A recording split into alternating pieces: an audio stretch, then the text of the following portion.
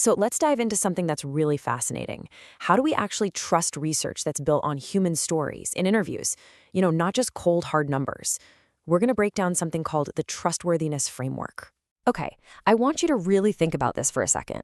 When you read a study that's all based on interviews, it's pretty easy to feel a little skeptical, right?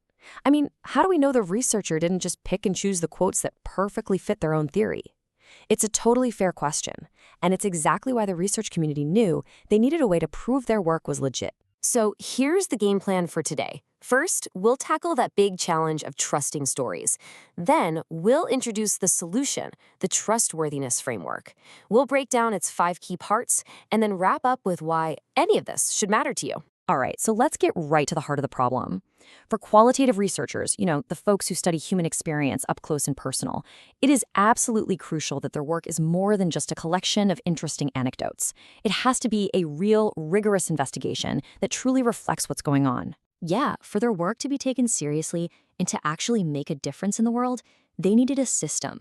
They needed a gold standard to show everyone that their findings were just as valid and rigorous as any big study filled with pages of statistics. And that brings us to the solution. Back in 1985, 2 brilliant researchers, Lincoln and Guba, came up with this groundbreaking set of criteria. They called it the trustworthiness framework, and honestly, it completely changed the game for qualitative research. And their whole framework, it's built on 5 core ideas. These 5 pillars are credibility, dependability, confirmability, transferability, and authenticity. You can think of them as a checklist for quality.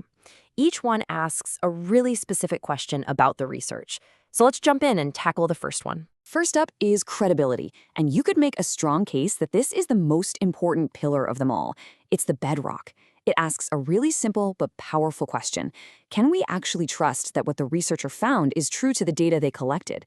In other words, is it believable? Now, researchers don't just cross their fingers and hope their work is believable. They actively build that credibility. They use all these cool techniques, like spending a really long time with a group. That's called prolonged engagement. Or they cross-check their findings using multiple sources of data, which is known as triangulation. They even do something amazing. They actively look for evidence that disproves their own theories, just to make sure they're not falling for their own biases. It's an incredibly thorough process. And this quote from Denzin it nails it. Triangulation is all about fighting that natural bias that sneaks in when you're only looking at a problem from one single angle. By using different methods or having different people look at the data, you get a much richer, more reliable picture of reality. Okay, let's move on to our next 2 pillars, which are actually a great pair to look at together: dependability and confirmability. These are all about making sure the research process itself was consistent and that the findings are as neutral and objective as they can possibly be. The easiest way to wrap your head around these is to compare them to research with lots of numbers. So dependability is kind of like reliability. If you did the study again, would you get similar results? And confirmability is a lot like objectivity. It's about making sure the findings are about the participants, not about the researcher's own hidden beliefs. It's all about separating the researcher from the results. So how do they prove this stuff? Well, one of the key methods is something called an inquiry audit. This is where they bring in an external reviewer, someone who has nothing to do with the study, to basically check their homework. This person goes through everything: the data, the notes, the analysis, to make sure the whole process was solid and that the conclusions are really backed up by the evidence. And that leads us perfectly to our final 2 pillars: transferability and authenticity. These get at whether the findings could apply somewhere else and whether they capture the real, messy, lived reality of the people in the study. Now, transferability is sort of the qualitative cousin to what's called generalizability in quantitative studies. But there's a really important difference. Instead of the researchers saying, my findings apply to everyone, they say, I'm going to give you so much rich detail that you, the reader, can decide if this applies to your own world. And the way they pull that off is with a technique called thick description. This isn't just about listing facts. It's about painting a picture with words. The researcher describes the place, the people, the conversations, the vibe, all in such incredible detail that you almost feel like you were there. That's what gives you the power to see if it connects to other situations. And finally, we get to authenticity. This one is such a beautiful, deeply human idea. It asks, does the research actually do justice to the people in the study?